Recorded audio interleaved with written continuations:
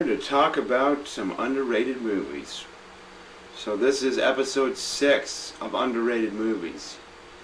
Now I've finally established myself by creating 5 episodes. Just to recount what I reviewed tis far, I did a review of the 1989 Punisher, 1990 Captain America, Friday the 13th Part 5, New Beginning, Friday the 13th Part 8, Jason Takes Manhattan, Jason X, and Texas Chainsaw. So now I'm going to talk about a very underrated science fiction film sequel that was part of a trilogy. It was the third and final in a trilogy. It wasn't very well received by the fan critics, but it also got shit on by the fans. It got shit on. And I think it's a good sequel. It's not as good as far as the trilogy goes. The best ones in the trilogy are the first two, though. And that is the Matrix trilogy, and that is Matrix Revolutions.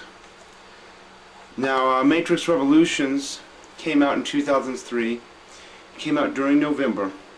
It was released the same year that Matrix Reloaded came out. Now, I think that they should have waited and released this a little bit later. I think people had already seen Matrix Reloaded, so they weren't really ready for a sequel that soon, but it was a neat marketing ploy. It was gimmicky in a way, which I liked. I thought it was cool that they released 2 sequels in the same year. Normally they don't do stuff like that with movies, so that was unique. 2003 was known as the year of the Matrix because the movie was gaining some momentum. The first movie was, and excuse me.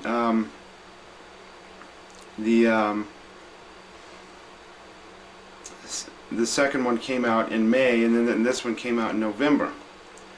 The reason why a lot of film critics don't like this one is because they don't think it has enough action. It's kind of just really kind of stupid and lame reasons not to like a sequel. And Matrix Revolutions, I like it. I think it's good.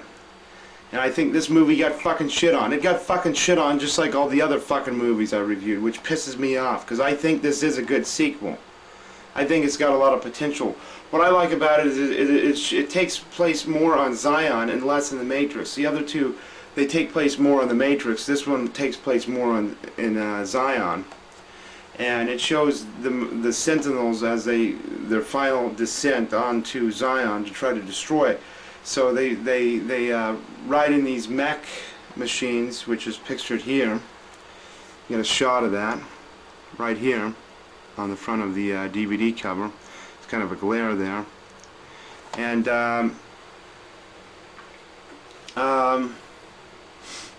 it's a movie that just people just like to bitch about it.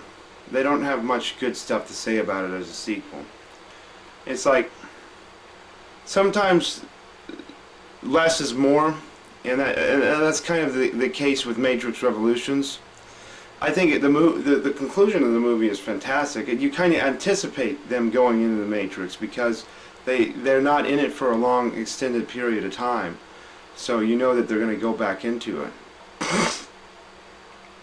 And I want to try not to spoil anything, but the conclusion of this movie is spectacular.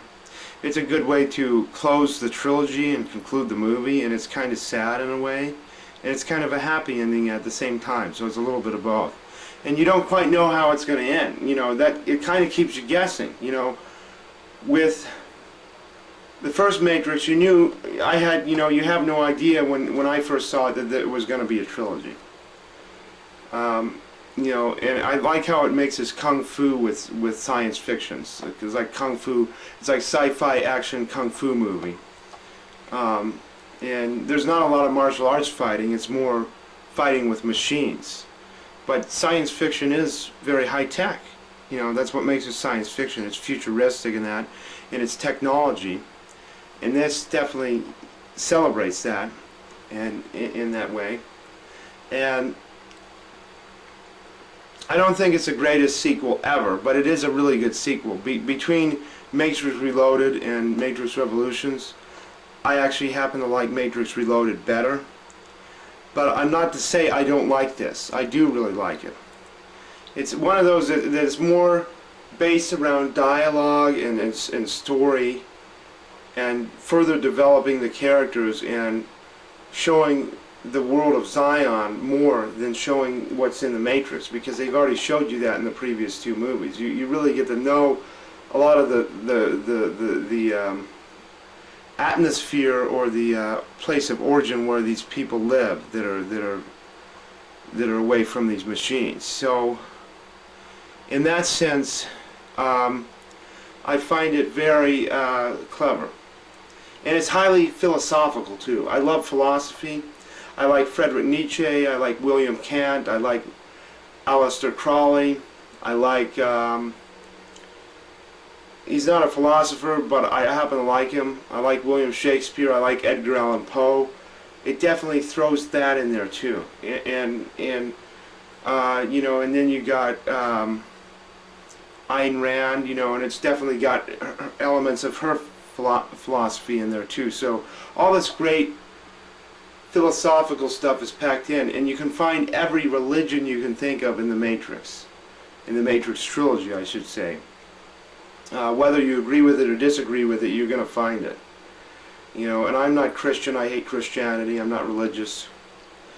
But, actually I am kind of religious, I'm pagan, I guess, but I don't consider it an organized religion. But I find paganism in this. I find the pagan viewpoints. I like the whole warrior thing going that Neo has. He's like a fucking warrior, badass, you know, and he's wearing black, which black is like the best color that there could be that to have the hero character wear. All black, black trench coat, black, real badass looking fucking sunglasses, you know, and that's even great too. I like that.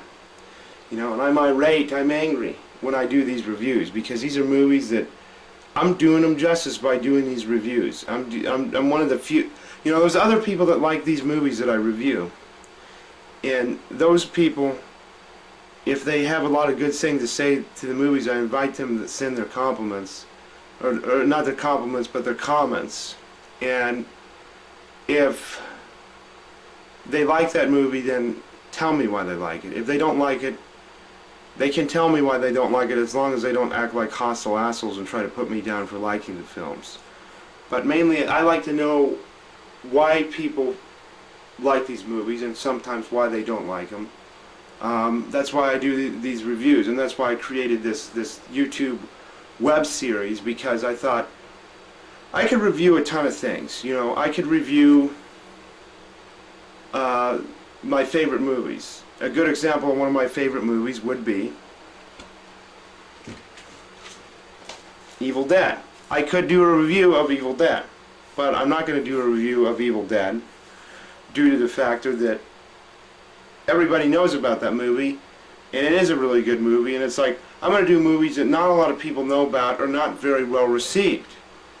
And these are movies that, like I said, they get shit on by the critics and the fans alike. Like, I don't give a fuck what other Matrix fans think of this if they don't like it. I really don't care, really. They can tell me, but I'm not going to give a fuck like 15 or 10 minutes later after they tell me. And the ones that do like it, I want to know why they like it, because I celebrate the Matrix trilogy. I think it's a great piece of science fiction, the whole trilogy. Along with Back to the Future, it's probably some of the best science fiction trilogies there is, and there's not too many trilogies left anymore. I guess if you count the original Star Wars trilogy, but it's not even a trilogy anymore. They're making a bunch of movies. I don't even really consider it a trilogy. You know, the Matrix trilogy at one point paralleled the Star Wars trilogy in ways, you know, and that's what makes it special. So thanks for the review, and keep watching videos. If you like my videos, subscribe to me. I'm kind of plugging myself. I haven't done that before, so I'm kind of making a slow comeback. It's taken me some time. I don't look as good as I used to look, but people change. But my next review I'm going to do is going to be a horror film. So thank you, and have a good